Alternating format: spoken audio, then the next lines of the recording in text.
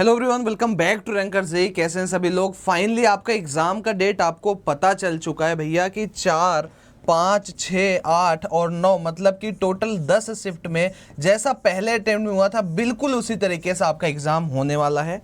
और एक बात तो तय है, जैसा कंपटीशन आपको इस बार फर्स्ट अटेम्प्ट में देखने को मिला उसी तरीके का बिल्कुल कंपटीशन आपको सेकंड अटेम्प्ट में भी देखने को मिलेगा। इवन आप थोड़ा सा कंपटीशन इंक्रीज मान सकते हो कि जो परसेंटाइल आपकी x मार्क्स पे बन रही थी वही आपकी percentile x+10 marks, x+15 marks पे बनने जा रही है। अब सबसे बड़ी चीज़ है भैया, अगर मेरा एग्ज़ाम 4 को है तो मुझे किन पॉइंट्स का ध्यान रखना है, मेरा एग्ज़ाम 5, 6, 8, 9 को है तो मुझे किन बातों का ध्यान रखना है, ये चीज़ को हम यहाँ पे डिस्कस करने जा रहे हैं। तो सबसे पहले तो आप कमेंट में ये बता दो भाई कि आपका एग्ज़ाम डेट क्या है। तो आइए एक एक करके देखते हैं। सबसे पहले अगर आपका एग्ज़ाम 4 अप्रैल को है, इट मीन्स अब आपके पास समय बहुत ही कम है। पहले क्या होता था, कुछ बार ऐसे हुए जो अटेम्प्ट्स थे उसमें होता क्या था, जो पहला दिन का पहला शिफ्ट था वो इजी आता था, बट इस बार भैया एकदम ही उल्टा हो गया। इस बार क्या है, पूरा का पूरा जो सबसे हार्डेस्ट शिफ्ट था वो 27 का शिफ्ट 1 बन गया था, जो अभी आपका फेब में एग्ज़ाम हुआ था। अब कहोगे भाई कि ये तो यार थोड़ी सी अलग चीज़ हो गई, क्योंकि जब पिछले अटेम्प्ट्स की बात कर रहे थे तो पहला पेपर थोड़ा इजी रहता था। आप किसी भी शिफ्ट की किसी भी अटेम्प्ट की बात करोगे, चाहे वो आपका 2022 हो चाहे आपका 2021 हो, तो डेफिनेटली आप ये पैटर्न ऑब्जर्व करोगे। बट इस बार उल्टा हुआ है और यहाँ पे जो 27 जनवरी शिफ्ट 1 का पेपर था वो सबसे टफर साइड पे था। इवन 250+ मार्क्स स्कोर करने पे आपके 99 परसेंटाइल बन रहे थे। तो अब यार ये चीज़ तो देखो रैंडम है, ऐसा कोई रूल नहीं है कि नहीं भैया पहला शिफ्ट आसान आता है कठिन आता है, ये चीज़ आपको देखनी भी नहीं है। बट आपको माइंड मेकअप करके चलना कि पेपर हार्ड ही आने वाला है। अब समझो सबसे बड़ी चीज़ है, जो बच्चे यहाँ 4 अप्रैल उनके पास कोई रेफरेंस लेवल नहीं है। अब मैं 2 कैटेगरी में बात करता हूँ, जैसे जो बच्चे 4 अप्रैल के और बाकी 5, 6, 7 और आपका 8 को आई थिंक नहीं, जो भी है ना एक बार देख लेते हैं, 5, 6 और 8, 9 को है। 5, 6, 8 और 9 वाले जो बच्चे हैं इनके पास एक रेफरेंस लेवल होता है। अगर आप PYQs उठा के देखते हो, जो पैटर्न यहाँ पे क्वेश्चंस की पूछे, जैसे अगर सपोज स्टैट्स के क्वेश्चन की बात करते हैं तो सेम पैटर्न आपको यहाँ भी देखने को मिलेगा। तो कहीं ना कहीं आप इनके जो मेमोरी बेस्ड क्वेश्चंस आप उन्हें सॉल्व करके काफ़ी हद तक चीज़ों को अप्रूव कर सकते हो। बिल्कुल सेम पैटर्न, अगर सीक्वेंस सीरीज से किसी एक पैटर्न पे सवाल पूछ रहा है तो डेफिनेटली आपको उसी पैटर्न पे यहाँ पे सवाल देखने को मिलेगा। लेकिन ये ड्रॉबैक 4 तारीख वाले बच्चों के साथ होता है, क्योंकि उनके लिए सब कुछ नया है, सब कुछ नई चीजें हैं। तो अगर इनका इजी रहता तो डेफिनेटली बेस्ट होता, बट इस बार उल्टा हो चुका है। तो यहाँ भी आप प्रिपेयर्ड रहेंगे मेंटली। और दूसरी चीज 4 वाले बच्चों के लिए क्या है भाई, देखो 3 सब्जेक्ट हमारे पास, फिजिक्स, केमिस्ट्री, मैथ। जो ओवरऑल परसेंटाइल बनता है ये इंडिविजुअल परसेंटाइल से नहीं मैटर करता। आपका 99 परसेंटाइल, 99 और यहाँ पे 50 परसेंटाइल बना, तो कभी भी परसेंटाइल इनका एवरेज नहीं है कि इन तीनों का एवरेज ले लो तो परसेंटाइल नहीं, ये गलतफहमी है।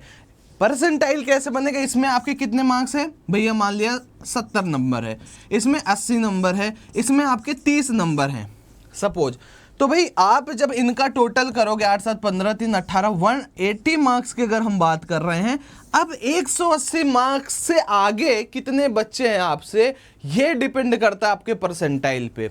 सपोज 10 लाख बच्चे बैठे हैं, अगर 1 लाख बच्चे आपसे आगे हो गए तो मतलब कि भैया 10% बच्चे आपसे आगे, तो आपका 90 परसेंटाइल बन गया। तो टोटल मार्क्स के बेसिस पे बनने जा रहे। तो कहने का सेंस क्या बन रहा है, अगर आप ध्यान से इस चीज को समझने की कोशिश करो कि हमें इंडिविजुअल सब्जेक्ट में ज्यादा स्कोर कर लेना है, जहां स्कोर हो पाए। हमें परसेंटाइल से नहीं मतलब कि यार मुझे मैथ्स में भी 60 नंबर लाना, नहीं।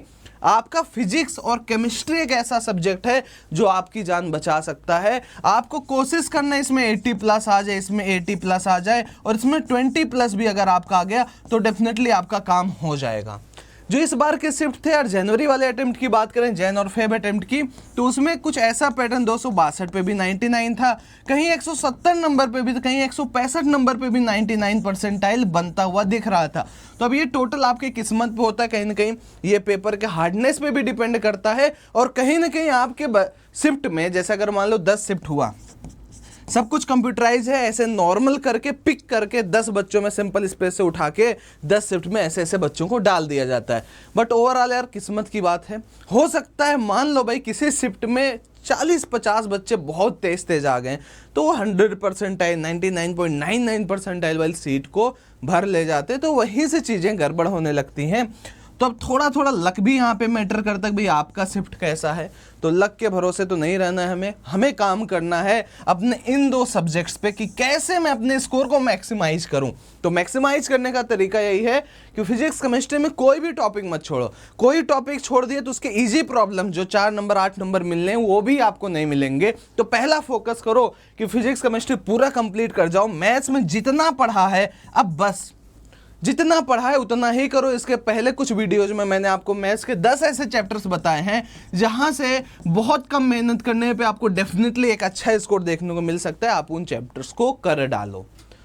अब आगे की बात है भाई, अगर आपने रैंकर्स का टेलीग्राम नहीं ज्वाइन किया तो टेलीग्राम जरूर ज्वाइन करो, क्योंकि अब हम लाएंगे मैथ्स के कुछ चैप्टर्स सिर्फ और सिर्फ 15 मिनट्स में क्विक रिवीजन कराएंगे।